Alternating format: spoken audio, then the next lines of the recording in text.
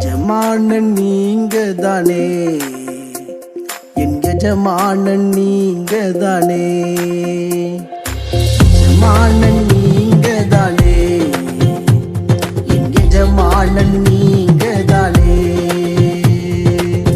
உன் கரத்தையே நோக்கிடுவேன், என்னை என்றும் நீர். ஆண்டவராகிய இயேசு கிறிஸ்துவின் நாமத்தினாலே உங்கள் அனைவருக்கும் 2202வது காலை மன்னா செய்தியின் மூலமாக அன்பின் வாழ்த்துக்களை தெரிவித்துக் கொள்கிறேன். தேவன் உங்களை உன்னத ஆசீர்வாதங்களால் ஆசீர்வதிப்பாராக. எதை செய்தாலும் தேவ திட்டத்தின்படி, தேவனுடைய விருப்பத்தின்படி செய்யும்படியாக கேட்கிறேன்.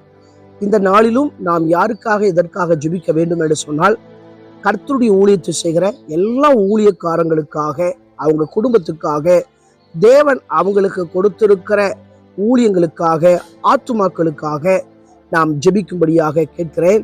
எல்லா ஊழியங்கள் மூலமாய் துறல் கூட்ட மக்கள் சந்திக்கப்பட, பரலோக ராஜ்யத்துக்கு ஆயத்தமாக்கப்பட, விசேஷவனமாய் நீங்கள் அங்க வைக்கிற உங்க ஸ்தல போதகர் குடும்பத்துக்காக ஜெபியுங்கள்.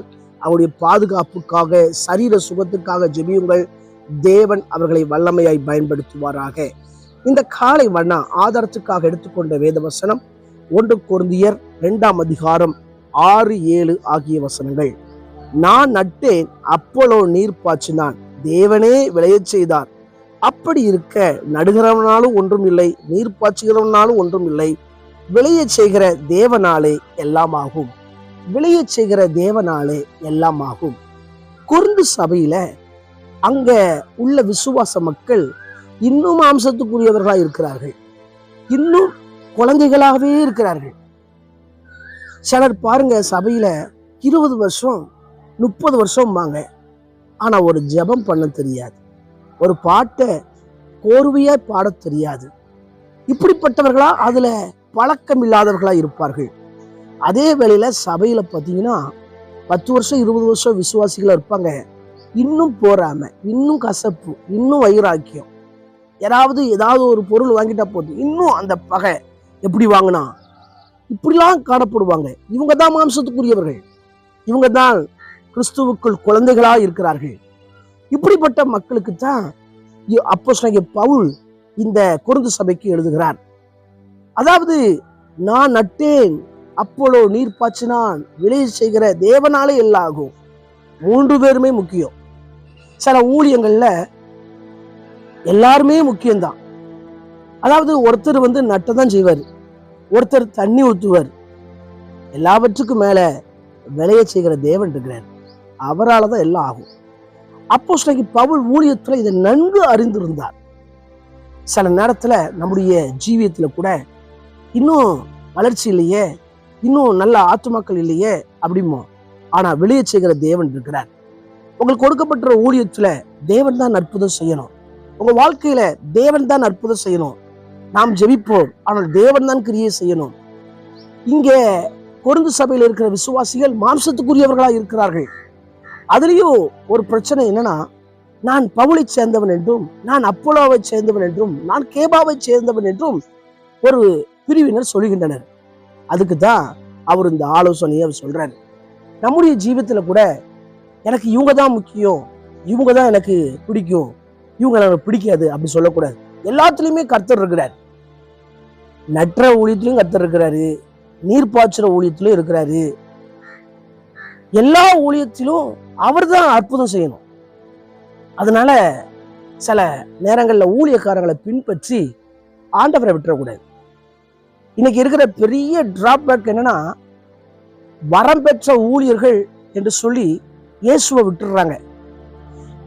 இதுல வாசிக்கிற பவுல் வரம் பெற்றவர் தான், அவர் நற்ற ஊழியத்துல வரம் பெற்றவர். அப்போலோ வரம் பெற்றவர் தண்ணீர் பாய்ச்சறதுல. ஆண்டவர் எல்லாருக்கும் எல்லா கிருபை கொடுத்துருக்கிறார். அதனால இதுதான் உயர்ந்தது, இதுதான் சரியில்லை அப்படிலாம் நம்ம பிரிக்க கூடாது. எல்லாவற்றுக்கும் மேல கர்த்தர் அற்புதம் செய்யணும். நீங்கள் நானும் யாரை பின்பற்றி நடக்கிறோம், யாரை முதல்ல வச்சிருக்கிறோம் ஊழியத்துல, அதுதான் முக்கியம்.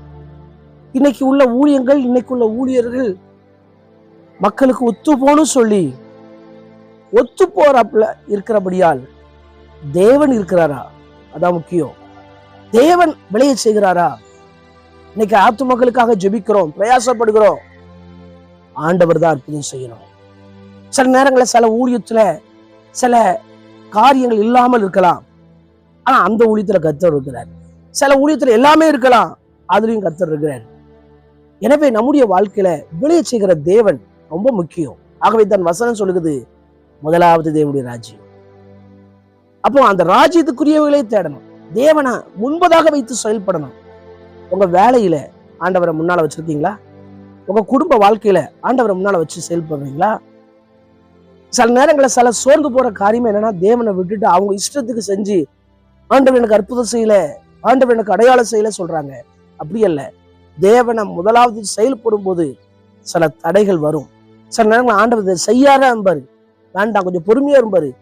அவர் கீழ்ப்படிஞ்சா போதும், அவர் சகலத்தையும் அதன் காலத்துல நேர்த்திய செய்வார். அப்படி நம்முடைய வாழ்க்கையில எல்லாருமே முக்கியம்தான். கண்களை மூடி ஜெபிப்போம்.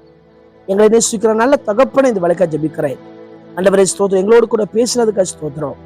ஆண்டவரே, நாங்கள் எல்லா சூழ்நிலும் உண்மை முதலாவது வைக்க வெளியே செய்கிற தேவன் இருக்கிறீர் என்ற எண்ணத்தோடு நாங்கள் செயல்பட உதவி செய்யுங்க.